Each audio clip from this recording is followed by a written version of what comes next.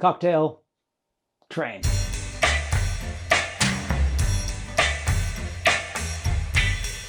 What is a cocktail train, you ask? Yeah, it is a pre-war Lionel train system built into my house to deliver drinks from the kitchen onto the dining room table.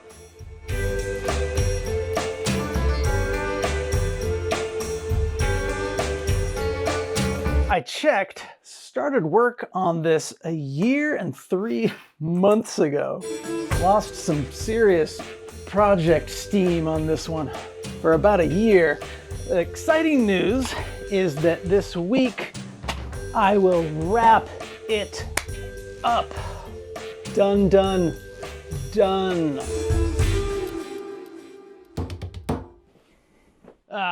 Back over here.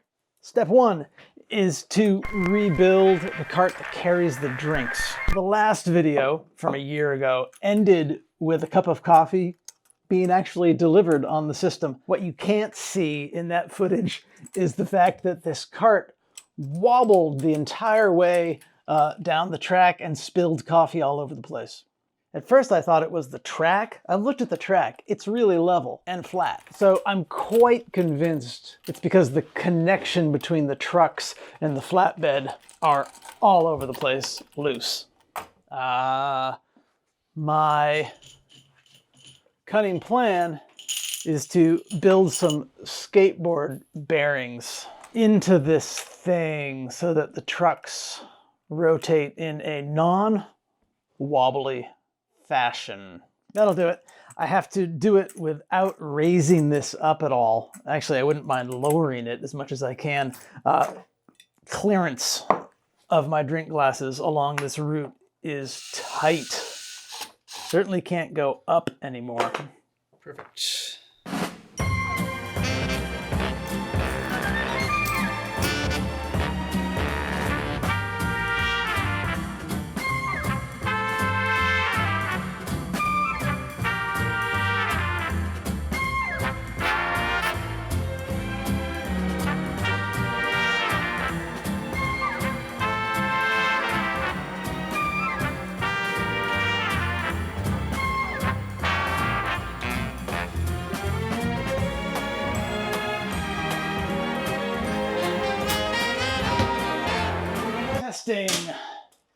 Testing. Turn on the power. Lights still work. Lights still work. Come on. Yeah, I guess it's been a year. I should clean the track.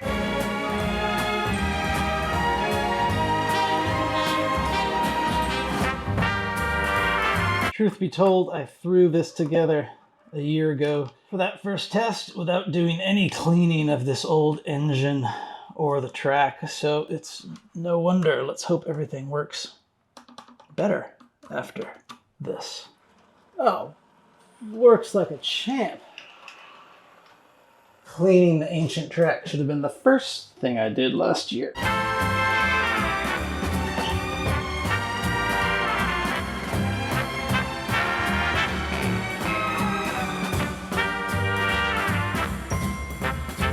Moving on.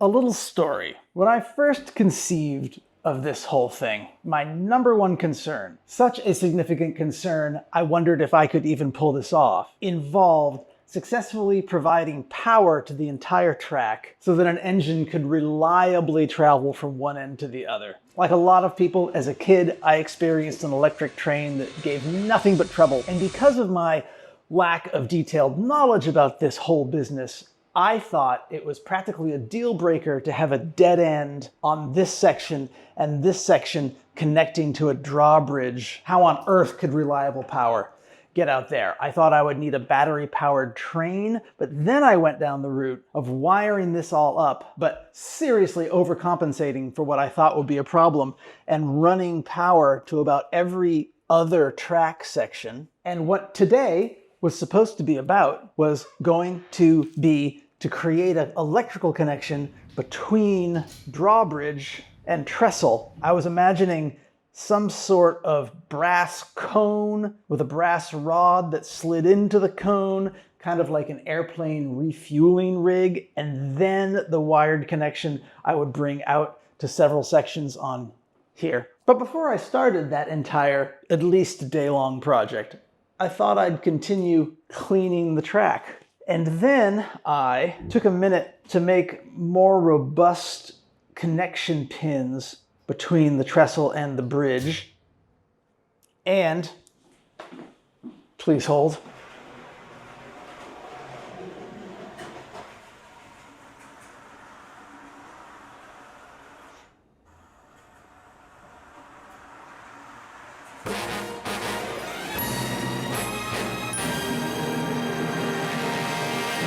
so,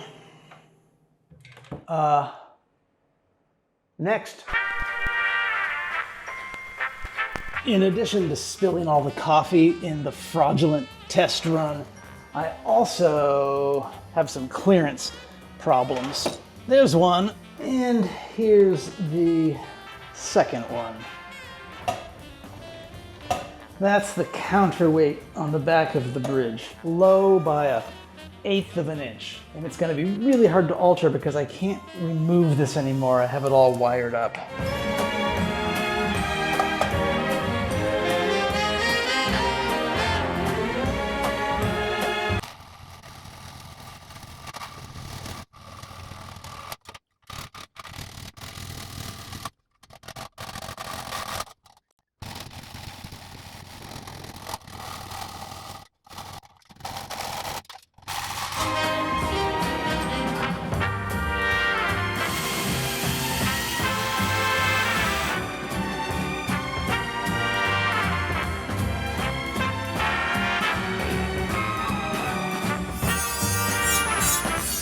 My apologies to all the machinists and mechanical engineers and precision-minded humans in the world for all the glue I've been using on this metal.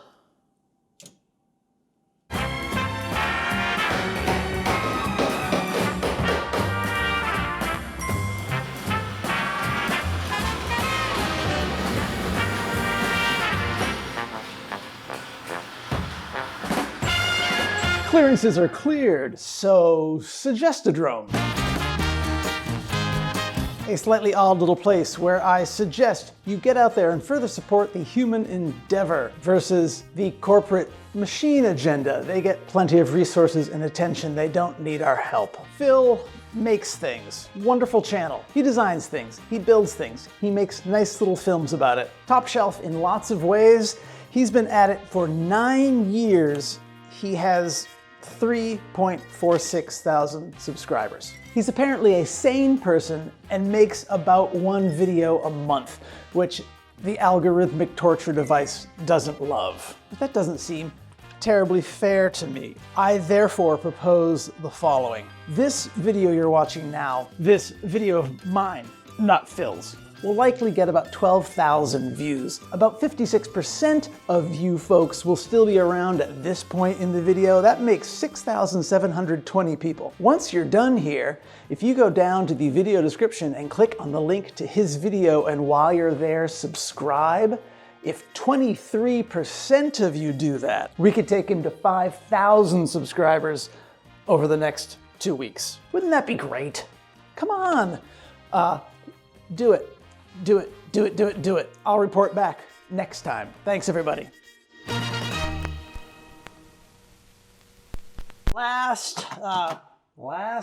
Maybe last but not least, I will arrange all of the Lionel accessories into this Shadowbox tableau zone, and then each one of them is going to need likely their light fixtures and wiring replaced, followed by running the wires through this platform and back to the transformer. At which point we light it up and serve a drink.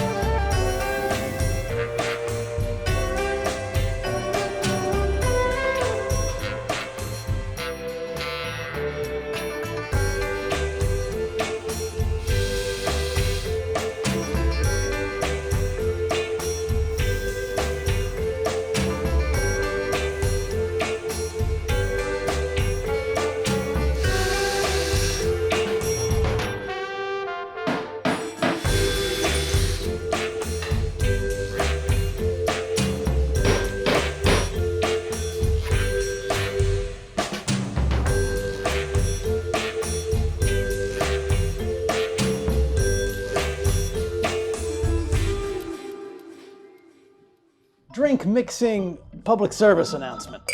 This is increasingly a membership-focused channel. Films go up weekly on Fridays, and every other film is exclusive to top-tier members.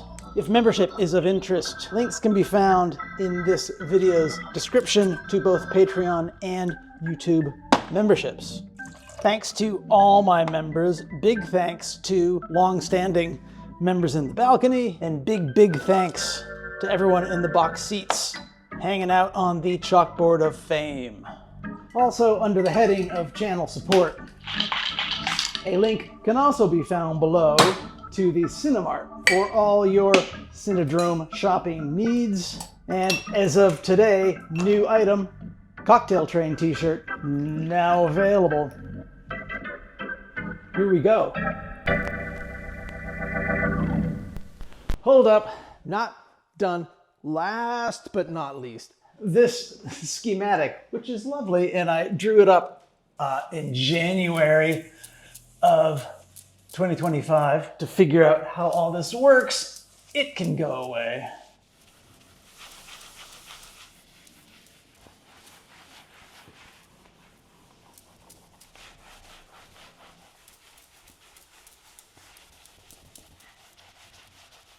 Or maybe it doesn't want to completely go away. And yeah, I know that these two spotlights need to gloriously illuminate whatever's on the car. I tried a little bit, they confounded me. Someday, and now, here we go.